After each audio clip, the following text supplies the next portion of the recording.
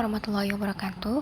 Baiklah, kami dari kelompok 2 akan mendemokan sistem supply chain management yang mana pada studi kasus Brastagi Bakery and Cakes. Di sini sudah ada menu login. Nah, pada menu login ini kita akan mengisi username, password, dan tipe login. Pertama, kita akan masuk sebagai admin.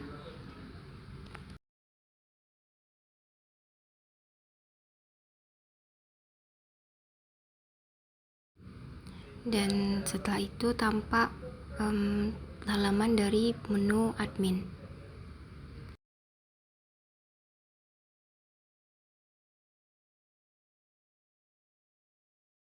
Nah, pada tampilan beranda terdapat ada menu retailer. Kita bisa melihat retailer. Kemudian kita bisa mengeditnya juga. Seperti ini. Kita bisa memilih kode daerahnya. Kemudian selain ada retailer, ada juga manufaktur.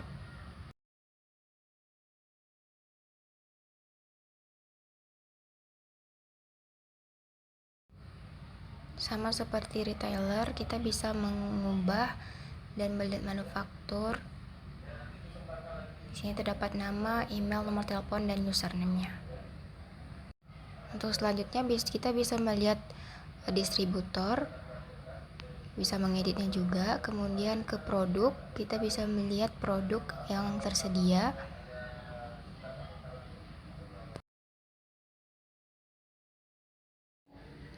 Nah, setelah itu kita bisa melihat menu pesanan yang telah dibuat oleh retailer. Di sini terdapat kita bisa lihat detailnya, statusnya masih pending. Kemudian bisa melihat jumlah total pesanan. Selanjutnya kita bisa melihat tagihan. Bisa kita mencari berdasarkan ID card, pesanan, retailer, dan tanggal. Kita bisa melihat detailsnya dengan mengklik details. Pada bagian tagihan penjualan, kita bisa melihat nomor tagihan, nomor orderan, retailer, distributor, dan tanggal pesanan. Kemudian kita bisa melihat jumlahnya. Di sini terdapat distributor juga yang bernama Putra. Dan kemudian kita bisa mencetak laporan menggunakan tombol print. Selain itu terdapat menu tambah produk. Di sini kita bisa menambah produk dengan memilih tipe unitnya, kemudian bisa memilih kategorinya. Terdapat banyak kategori di sini.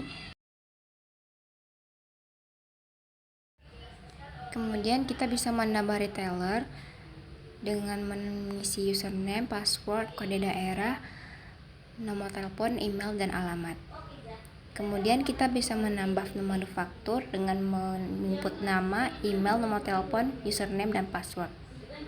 Selanjutnya kita bisa menambah distributor, melihat unit atau mengelola unit.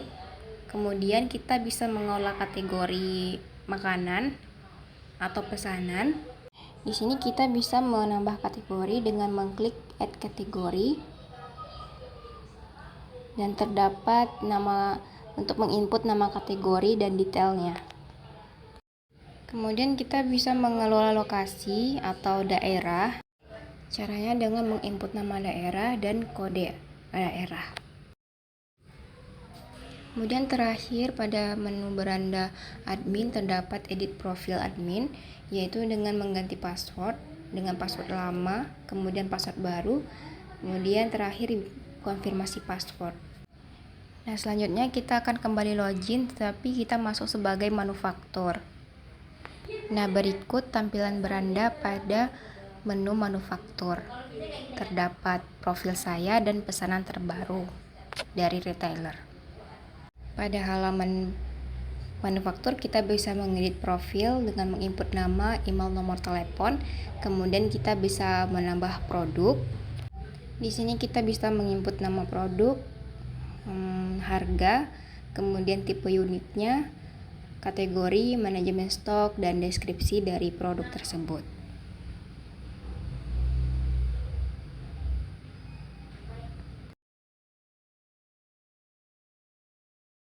Selanjutnya, manufaktur bisa mengelola stok barang atau stok produk.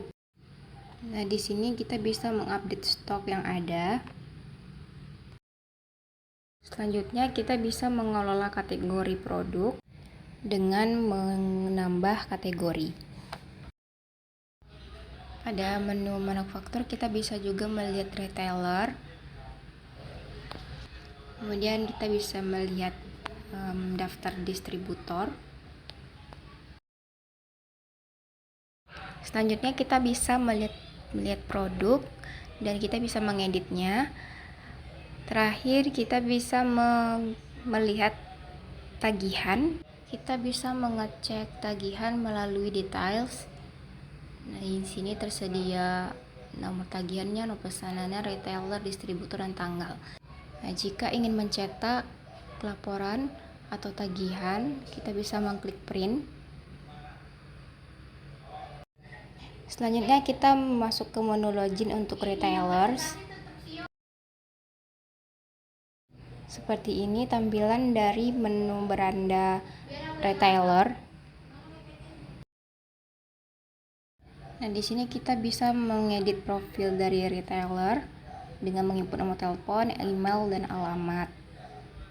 Kemudian jika ingin menambah pesanan baru, kita klik pesanan terbaru.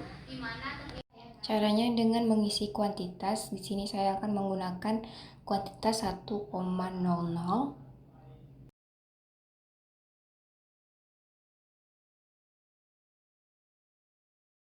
Kemudian kita klik post order untuk menambah pesanan baru.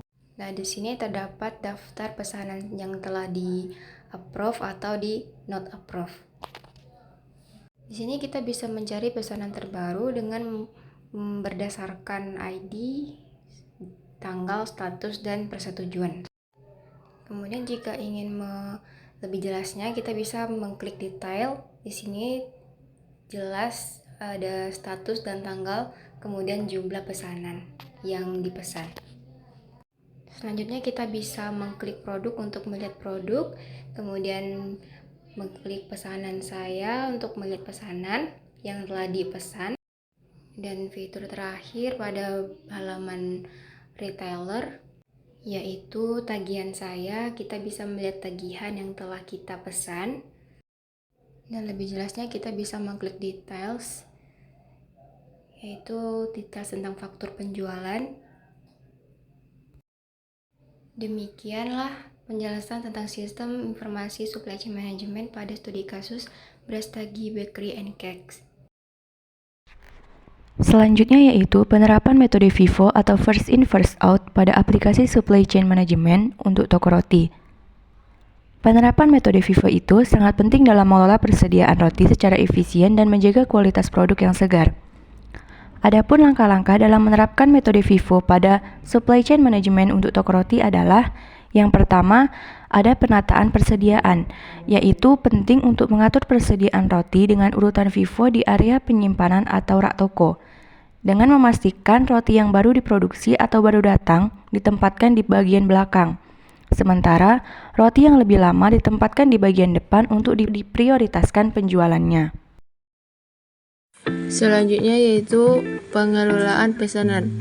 Dalam proses pengambilan pesanan pelanggan, terapkan metode FIFO untuk memilih roti dari persediaan yang tersedia. Pilih roti dengan tanggal produksi atau kedatangan yang lebih awal untuk memenuhi pesanan. Pastikan pesanan yang lebih lama masuk dipenuhi sebelum pesanan yang lebih baru untuk menjaga roti tetap segar dan menghindari akumulasi persediaan yang tidak perlu. Dan yang terakhir ada pemesanan dan produksi. Dalam perencanaan pemesanan dan produksi, gunakan metode FIFO untuk memprioritaskan produksi roti. Berdasarkan permintaan pelanggan dan tingkat penjualan, produksi roti yang baru dilakukan harus memperhitungkan persediaan roti yang sudah ada. Produksi roti baru harus diatur berdasarkan roti yang paling lama untuk menjaga kesegaran persediaan dan menghindari pemborosan.